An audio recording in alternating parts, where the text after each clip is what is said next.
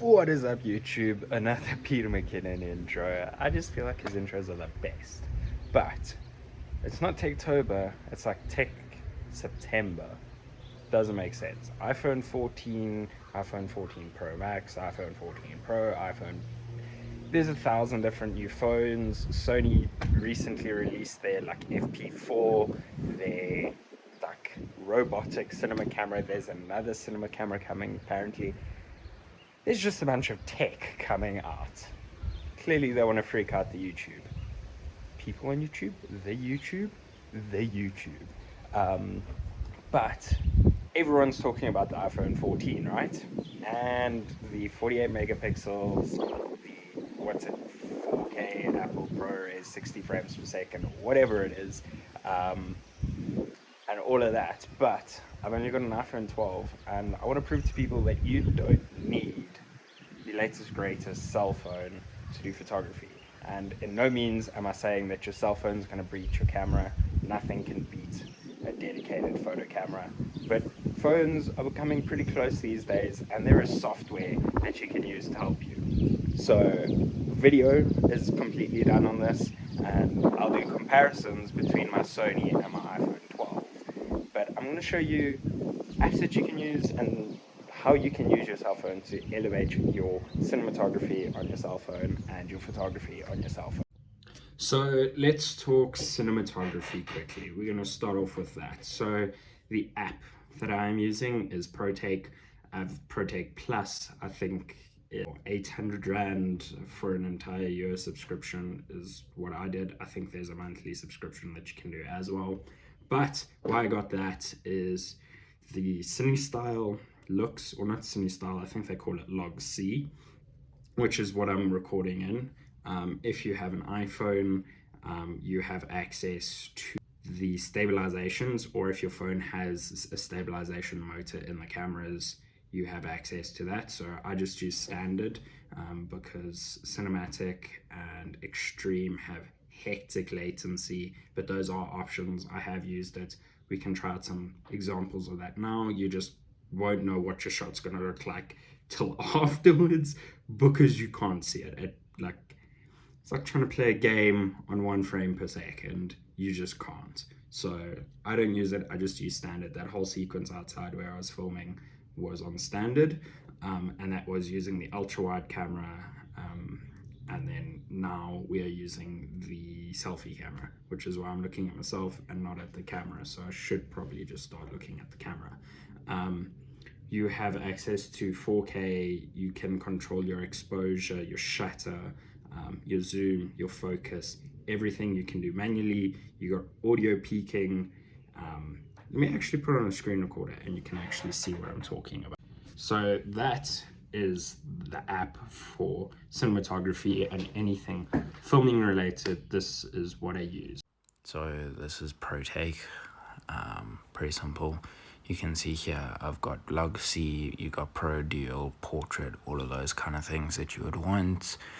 And then you got false color, peaking, zebras, shutter, speed, and angle, which is quite nice.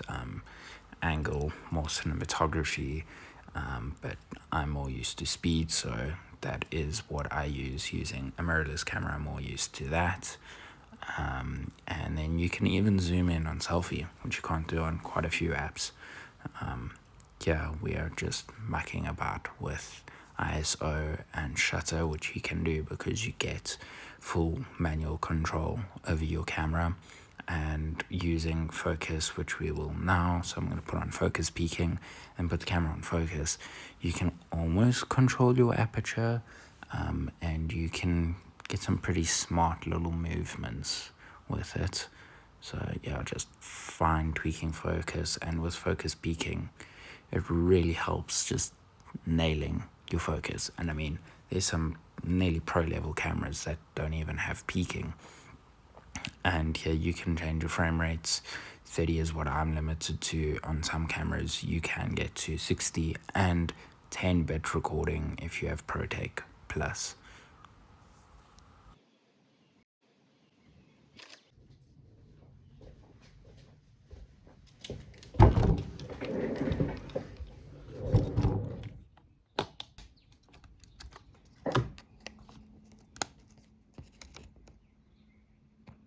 Okay, so sequence is now filmed. It was essentially just going out on a shoot, coming back and popping an SD card in a laptop.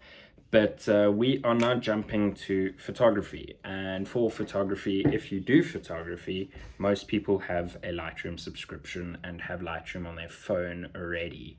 And what a lot of people don't realize about Lightroom is in Lightroom Mobile, there is a camera function, and if you can't take raw photos, you can take DNG photos in Lightroom, which is a raw file.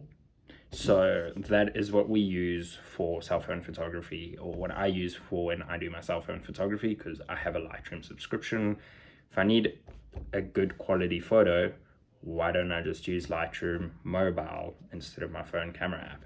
So that is what we're going to be using, and I'll just put on a screen recorder and you can see what I'm doing from there. Okay, we're going to be doing a voiceover again. So this is Lightroom. You can see here is me editing a photo. You can see my catalog. And if you look in the bottom right, you can see the camera app. You click on it and there you go. I'm set to pro. You got shutter speed, ISO, white balance, and I'm on my ultra wide camera. And this is just the little setup that I have set up.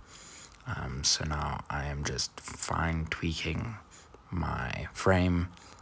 You got rule of thirds, golden angle ratio, all of that. So what I'm looking to do here is just bring out that light in the side, and just make quite a nice looking frame. And now I'm just chucking things to the side, and we are going to take some photos of my camera, which I will display now.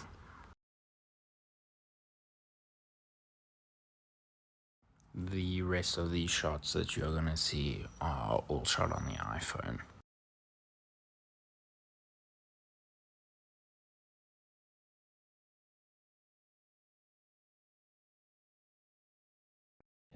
Okay, so I was a bit of a midget, and while I was taking photos, I was like, cool, I'm just gonna take some different photos, and I wanna get a photo of the camera, which I've been wanting to do for quite a while already, but I changed the scene and my lighting and all of that, and I wanted to get a comparison photo on my camera. So I need to almost rebuild the scene and get a shot on the camera. So we are just going to shoot on my A7 III with a Canon 85mm, and then to make it as fair as possible, I'm just going to put it on f2.8 on my aperture, because I feel like that's the aperture that the camera on my phone probably would have used, and just build from there.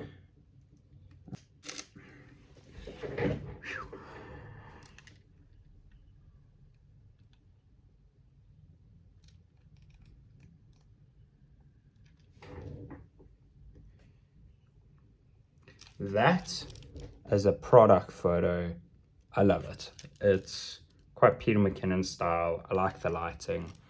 So that's what I got on my camera. The phone one's gonna look a bit different. I did crop in on this one. Hope you guys enjoyed today's video of comparing an iPhone 12 to my camera and how to actually use an iPhone 12 and not have to fork out whatever an iPhone 14 costs, and just making what you have work, because there is tons of software out there that can elevate your cell phone photography, cinematography, whatever it is you're wanting to do with your phone.